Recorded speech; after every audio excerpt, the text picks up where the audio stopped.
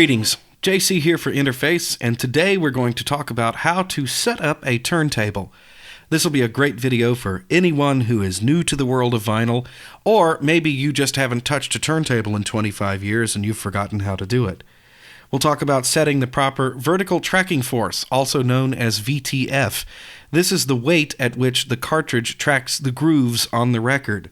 We'll talk about setting anti-skate. Anti-skate is built into many tone arms, and it is a setting that allows the tone arm to compensate for the force that comes from the turntable spinning around. It wants to try and throw the tone arm off the turntable. Anti-skate counteracts that force and allows the stylus to track the groove properly.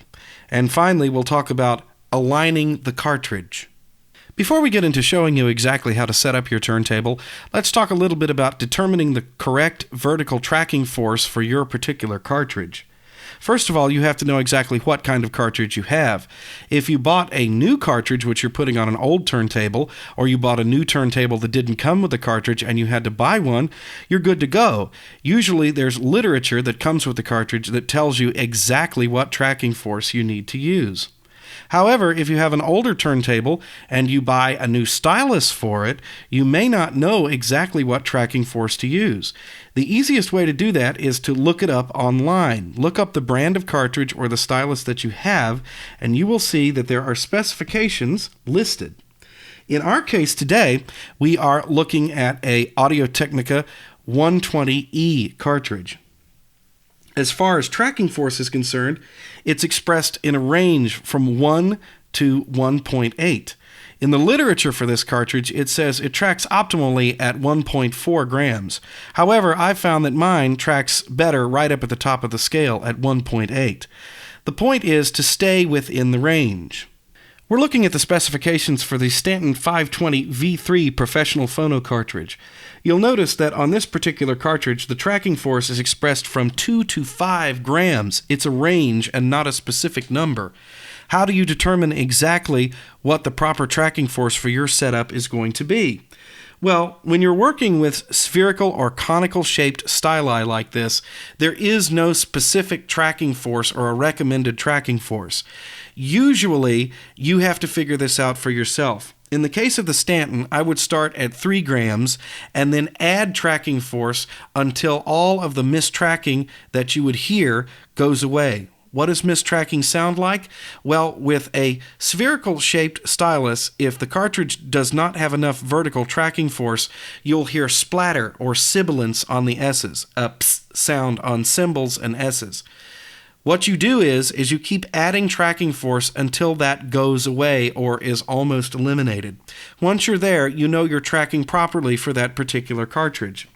In the case of the Stanton, 4 grams is usually where you end up. However, you could start at 3 and see what happens. For Shure cartridges and Audio-Technica cartridges with spherical styluses, the tracking force is usually expressed somewhere between 1.5 and 3 grams. That's the range that you work in. And I've found that 2.5 grams works best for both Audio-Technica and Shure cartridges with spherical styli.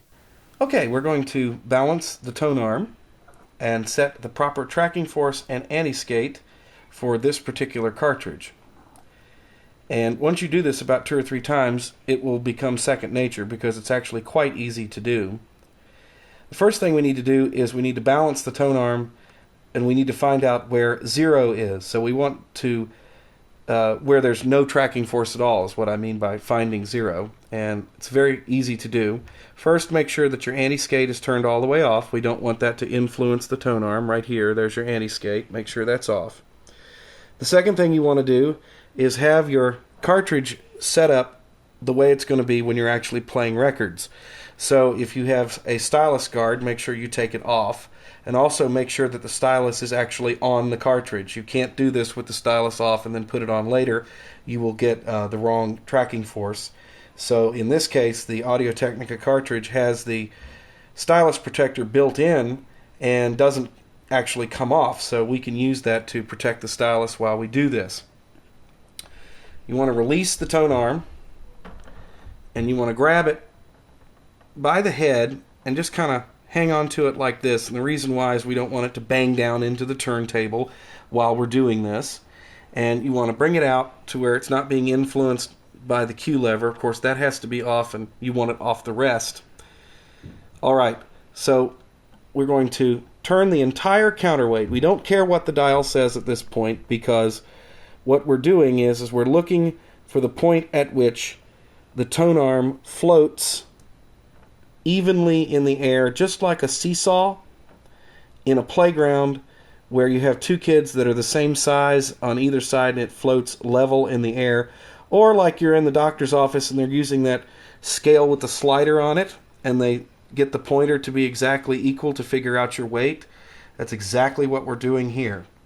There it is. Now the tone arm is floating pretty much level, just above the record, and it's applying no tracking force at all. So now that we found out where 0 is, we need to set the scale here on the counterweight so that we know what we're doing. And of course, it's already at 0, but we'll fine-tune it here. So if in your case it was over here like 1.5 or something, make sure that the 0 is pointing directly at the line that's on the back of the tone arm. Now you know where 0 is. To actually set the tracking force for your particular cartridge, you simply turn the dial and point the dial at the line where you want it to be. So in this case, we're going to want to do 1.8. So that's about 1.8 right there. And then you can set your anti-skate to just about 1.8 as well. And now you have your turntable set up ready to play. If your cartridge is the kind that has a brush on it or a stabilizer like some of the Shure cartridges have, then you need to read the instructions carefully for setting up anti-skate on your particular cartridge, as it's just a bit different. But for most standard phono cartridges, this is how you set it up, and now your turntable is ready to go. Okay, the next thing we're going to talk about is getting the cartridge aligned properly in the head shell for your turntable. There are several methods for doing this. We're going to talk first of all about an S-shaped tone arm like this one, which is based on the Technics SL1200. The Technics SL1200 turntable has become pretty much the standard for professional turntables. So if you have one with a tone arm like this, and the geometry matches, this will be your best friend. This little tool right here is a jig that you can use to set the proper distance from the stylus to the back end of the cartridge for this tone arm, and you can do it in about 2 minutes. And here's how it works. You take your head shell off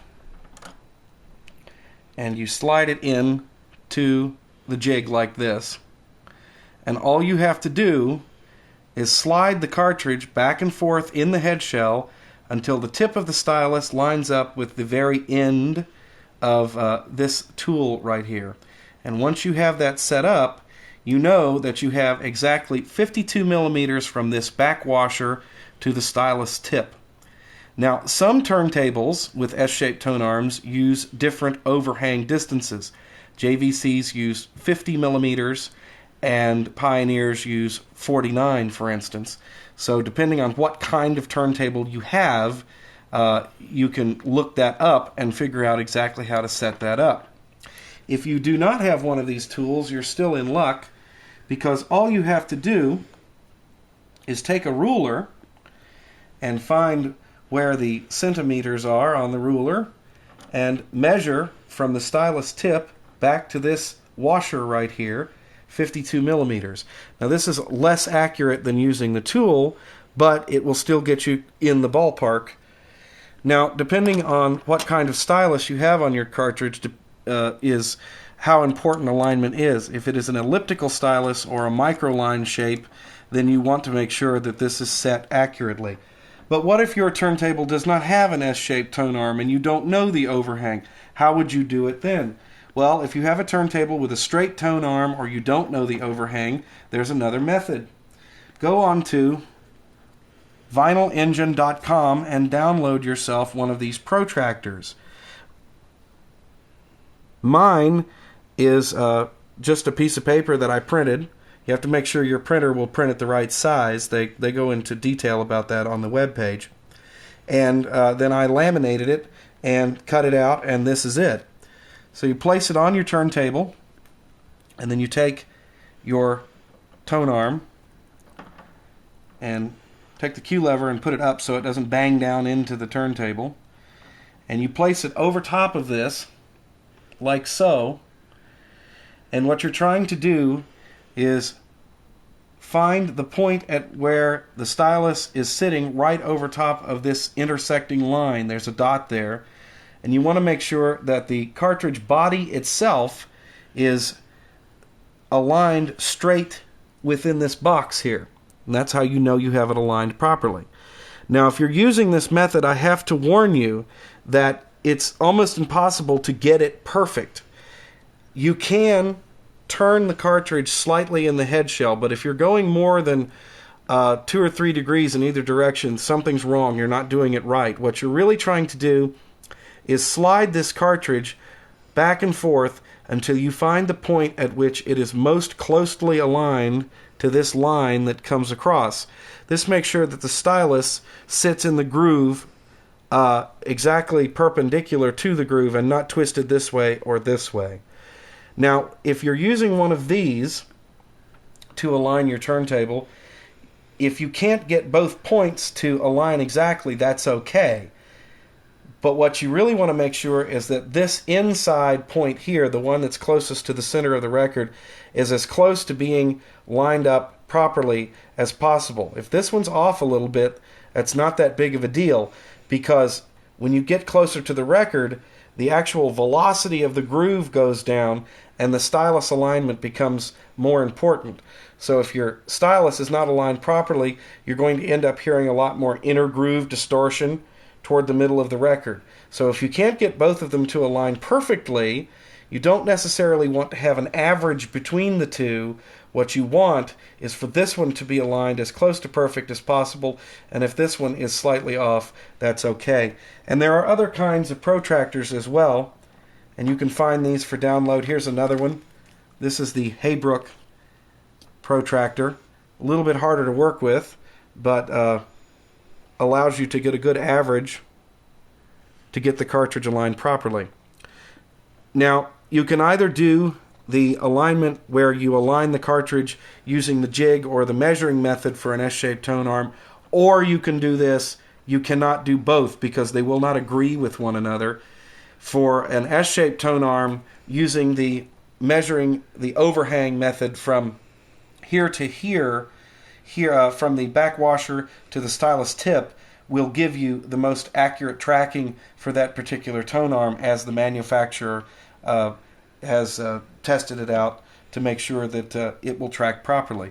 But there's actually not a hard and fast rule about proper alignment, and that's why there are different protractors and different methods. So it's whatever works best for your particular turntable and your particular cartridge. Now that you've seen exactly how to set up your turntable, let's talk a little bit about some optional fine-tuning before we wrap up the video. If you have a cartridge which is particularly persnickety about vertical tracking force, you might want to invest in one of these little scales that will allow you to read exactly what the tracking force is. Sometimes the counterweights can be off by as much as half a gram in either direction, and if you want to get it dead on, you can either use a vertical tracking force gauge or one of these little scales. Another adjustment to ponder is VTA, or vertical tracking angle.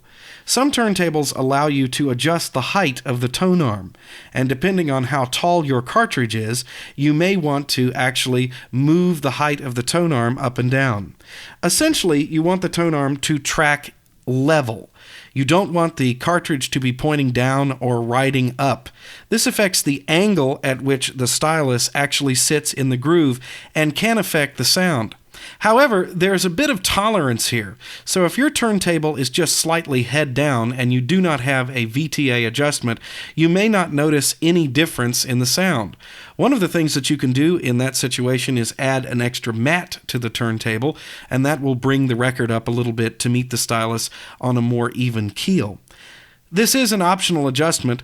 Most cartridges are designed to work within a wide range of vertical tracking angles. The first step to getting good audio from any turntable is proper setup. I hope this video has helped you to understand the process a bit better. Don't stop here, though.